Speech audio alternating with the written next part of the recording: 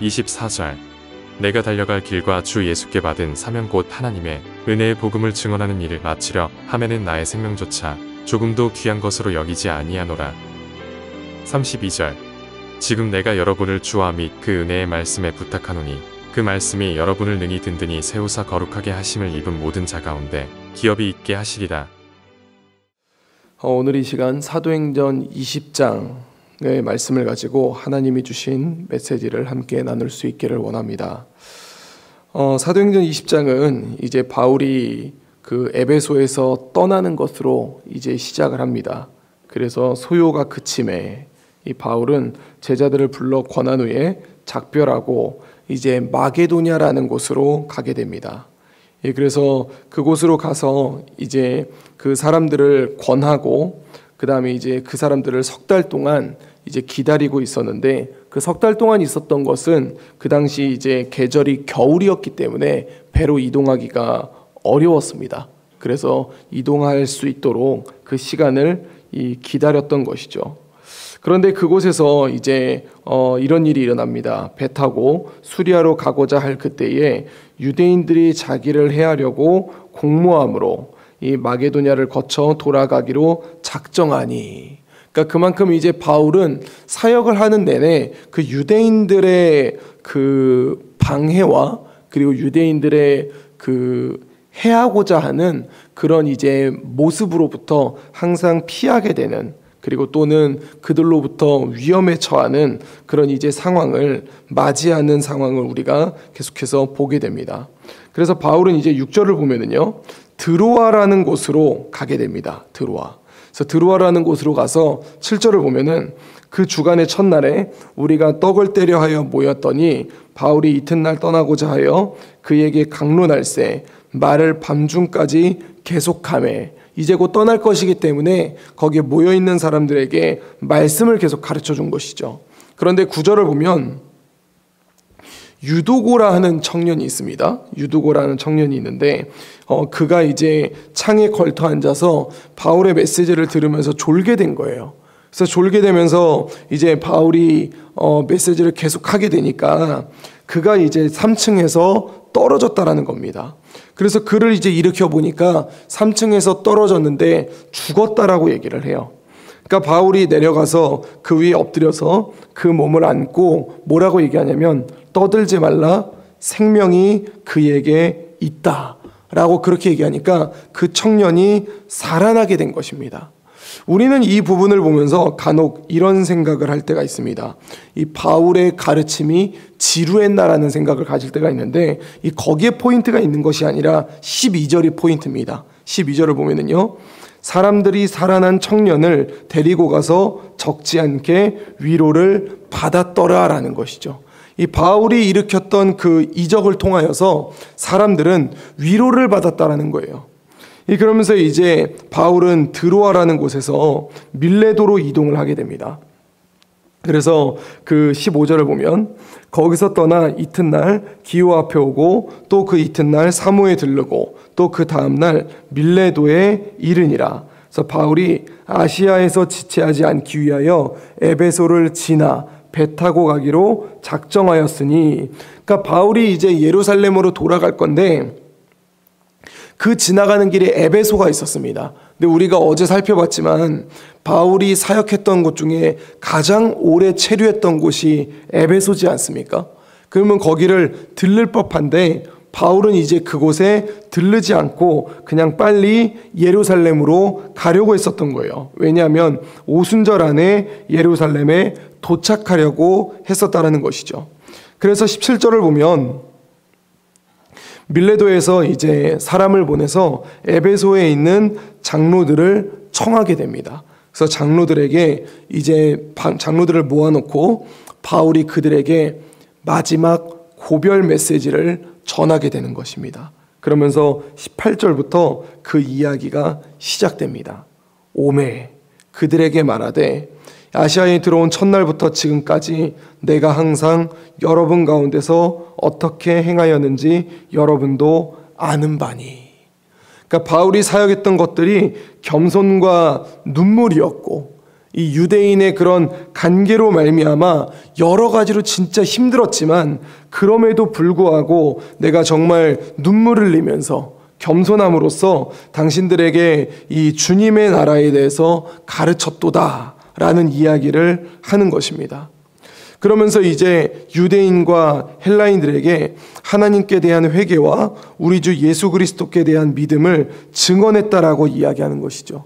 그러면서 바울은 이야기합니다. 22절 보면은요. 보라, 이제 나는 성령에 매여 예루살렘으로 가는데 난 이제 갑니다. 내가 가는 것은 내 의지가 아니라 이 성령에 의하여서 내가 예루살렘으로 가게 됩니다.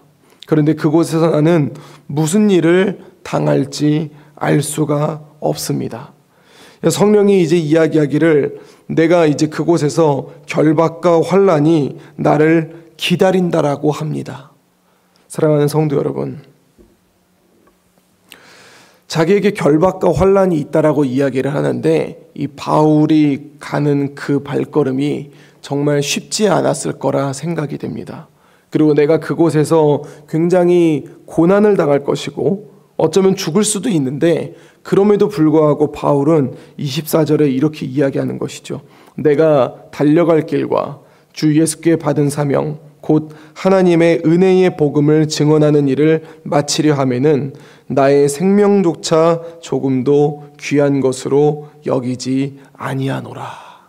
내가 죽는다 할지라도 하나님이 나에게 마치라고 했었던 그 사명을 내가 마치는 것을 더 중요하게 여깁니다라고 그렇게 이야기를 합니다. 그러면서 25절 이야기하죠. 이제는 여러분이 다 내 얼굴을 다시 보지 못할 줄 아노라. 난 이제 떠납니다. 우린 이제 볼 수가 없습니다. 그러면서 그들에게 자신이 전했었던 복음에 대해서 얘기를 하면서 마지막으로 그들에게 부탁을 합니다. 그게 28절부터인데요. 28절부터 보면은요. 여러분은 자기를 위하여 또는 온 양떼를 위하여 삼가라. 성령이 그들 가운데 여러분을 감독자로 삼고, 우리는 그런 생각을 가져야 됩니다. 우리가 세워진 그 자리는 하나님이 우리를 세웠다라는 것입니다. 그래서 하나님이 여러분을 감독자로 삼고 하나님이 자기 피로 사신 교회를 보살피게 하셨느니라. 마치 이게 어떤 장면 같습니까? 부활하신 예수님이 베드로에게 이렇게 이야기하시죠. 내 양을 먹이라 라고 했던 것 같이 지금 장로들에게 뭐라고 얘기하냐면 나는 떠납니다. 나를 이제 여러분을 볼 수 없습니다. 그런데 하나님은 이 에베소를 위하여서 여러분을 장로로 세웠습니다. 그래서 여러분들이 부족함이 있다고 생각하지 말고 하나님이 여러분을 감독자로 삼았다는 것을 잊지 마십시오. 그래서 그 교회를 보살피시기 바랍니다. 왜냐하면 내가 떠난 후에 사나운 이리가 여러분에게 들어와서 그 양떼를 아끼지 아니할 것입니다. 사나운 이리가 들어와서 그 양떼를 잡아먹을 거라고 얘기하죠. 30절 보면 또한 여러분 중에서도 제자들을 끌어 자기를 따르게 하려고 어그러진 말을 하는 사람들이 일어날 것입니다. 그 얘기 뭐냐면 이들 안에서 주님의 그 길을 따라가는 것이 아니라 나를 따르게 만들려고 하는 그 말을 하는 사람들이 일어날 수 있다는 겁니다. 그러면서 이제 31절 얘기합니다. 그러므로 여러분이 일깨어 내가 3년이나 밤낮 쉬지 않고 눈물로 각 사람을 훈계하던 것을 기억하십시오. 지금 내가 여러분을 주와 및 그 은혜의 말씀에 부탁하노니 그 말씀이 여러분을 능히 든든히 세우사 거룩하게 하심을 입은 모든 자 가운데 기업이 있게 하시리라. 이게 무슨 얘기겠습니까? 외부에서 이 교회를 무너뜨리기 위해 들어올 것이고 여러분 내부에서 또 교회를 무너뜨리려고 사탄이 이제 난리를 칠 것입니다. 그런데 여러분들이 무너지지 않기 위해서는 여러분은 말씀으로 나아가야 됩니다. 여러분은 은혜의 말씀에 의탁해야 됩니다. 그 말씀이 여러분을 능히 든든히 세울 것이고 여러분을 거룩하게 하여서 여러분의 그 교회를 지켜갈 것입니다라고 그렇게 말하고 있는 것입니다. 그리고 그들이 해야 될 그 이제 삶에 대해서 이야기를 하는 것이죠. 그러면서 여러분들이 스스로 가지려고 하지 말고 주는 것이 받는 것보다 복이 있다라고 그렇게 이야기를 하면서 바울은 마무리를 합니다. 그래서 36절을 보면 이 말을 한 후에 무릎을 꿇고 그 모든 사람들과 함께 기도하니 다 크게 울며 바울의 목을 안고 입을 맞추고 굉장히 근심하며 그를 떠나보내게 됩니다. 사랑하는 성도 여러분, 오늘 우리는 사도행전 20장을 살펴보면서 바울이 에베소 교회 장로들에게 했었던 마지막 부탁에 대한 이야기들을 우리는 살펴보게 됩니다. 우리는 이 본문을 보면서 우리가 놓치지 말아야 될 부분들이 있습니다. 그것은 바로 32절의 내용이죠. 32절. 그러니까 우리가 살아가는 이 땅에서도 정말 교회를 무너뜨리려고 이 외부에서 그리고 교회 내부에서 그런 여러 가지 일들이 교회를 무너뜨리려고 한다라는 것입니다. 그럴 때 우리는 지혜를 구합니다. 그래서 똑똑한 사람을 찾고 그 다음에 능력 있는 사람을 찾는데 바울은 그것을 이야기하지 않습니다. 뭐라고 이야기하냐면 내가 여러분을 주와 및 은혜의 말씀에 부탁하노니 라고 얘기를 합니다. 여러분을 하나님의 말씀에 부탁한다라고 얘기를 합니다. 그 이야기는 우리가 지금 이제 묵상하고 있지 않습니까? 정말 예수님 은혜의 말씀, 예수님의 복음에 당신들을 부탁한다라고 이야기합니다. 그 얘기는 뭐냐면 당신들은 그 예수님의 복음을 잊지 말아야 된다라고 얘기합니다. 즉 교회가 세상의 그런 무너뜨림을 견뎌내기 위해서는 예수님의 십자가와 예수님의 부활을 붙들고 나아가야 된다라는 것을 이야기하는 것이죠. 그런데 우리는 그 십자가와 부활을 잊어버리는 경우가 너무나도 많습니다. 그래서 내 맘대로 살려고 하고 나에게 중요한 것만 해결하려고 하고 그래서 하나님의 말씀은 어떻게 보면 내 마음에 그 위로만을 위할 때만 찾는 경우가 있습니다. 그렇지 않습니다. 오늘 본문은 바울은 에베소 교회 장로들에게 분명히 이야기합니다. 뭐라고 이야기하냐면 여러분들이 무너지지 않으려면 하나님의 말씀을 붙들어야 됩니다. 우리가 여호수아를 보더라도 전쟁을 앞뒀던 여호수아에게 하나님은 뭐라고 이야기하시는가? 너는 강하고 극히 담대하라고 얘기를 하면서 너가 전쟁을 앞둔 여호수아에게 전략을 이야기하는 것이 아니라 뭐라고 얘기합니까? 하나님의 말씀을 붙잡아야 된다라고 얘기를 합니다. 왜냐하면 세상은 당신들의 마음을 빼앗으려고 하기 때문에 지금 당장 눈앞에 있는 상황을 해결하려고 하지 말고 여러분들이 하나님의 말씀에 있어서 그래서 여러분들의 마음을 빼앗기지 말라라고 그렇게 하고 있는 것이죠. 사랑하는 성도 여러분, 이제 우리의 오늘 하루를 시작하게 됩니다. 오늘 우리가 하루를 살아갈 때에 또 우리 앞에 있는 여러 가지의 상황과 환경과 그리고 여러 가지 사건들은 우리의 마음을 빼앗으려고 할지도 모릅니다. 심지어 우리가 이 고난주간에 십자가의 길이라는 말씀으로 우리가 나아가고 있음에도 불구하고 우리 마음을 뺏으려고 할지도 모릅니다. 그래서 우리를 그 자리에 못 가게 하려고 하고 때로는 우리가 말씀을 받았음에도 불구하고 우리를 무너뜨려서 우리를 낙심하게 만들려고 할지도 모릅니다. 그렇게 할 때에 우리는 더욱더 주님이 주신 그 하나님의 말씀 안에 거해야 할 줄로 믿습니다. 그래서 오늘 하루를 또 살아낼 때에 주님이 주신 그 말씀을 단단히 붙잡음으로 말미암아 사탄이 우리의 마음을 빼앗으려고 하는 그 계략에 넘어가지 아니하고 오히려 주님의 말씀을 붙잡아서 하나님이 주시는 그 마음을 지킬 수 있는 우리 재건부평교회 모든 성도님들이 될 수 있기를 우리 주 예수 그리스도 이름으로 간절히 축원드립니다. 기도하겠습니다. 이제 오늘 받은 말씀으로 함께 기도하겠습니다. 자신의 사명을 자신의 목숨보다 귀하게 여기고 우선으로 여겼던 바울의 삶을 기억하게 하여 주옵소서. 은혜의 말씀에 우리를 의탁하여 주의 말씀 안에 거하는 우리들이 되게 하여 주시옵소서.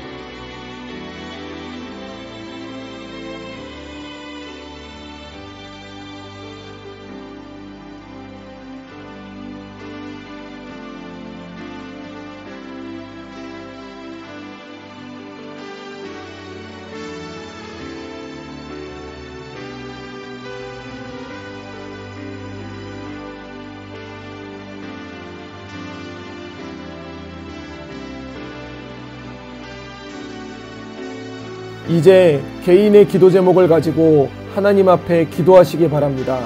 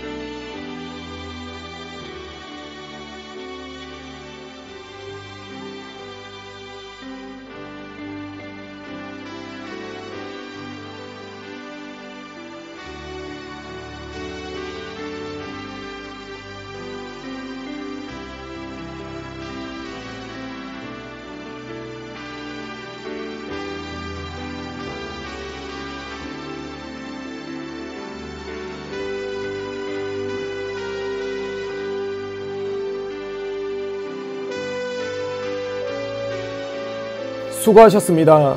오늘도 하나님의 인도하심 가운데 승리의 하루를 보내시는 우리 재건부평교회 모든 성도님들이 되시기를 주님의 이름으로 축복합니다.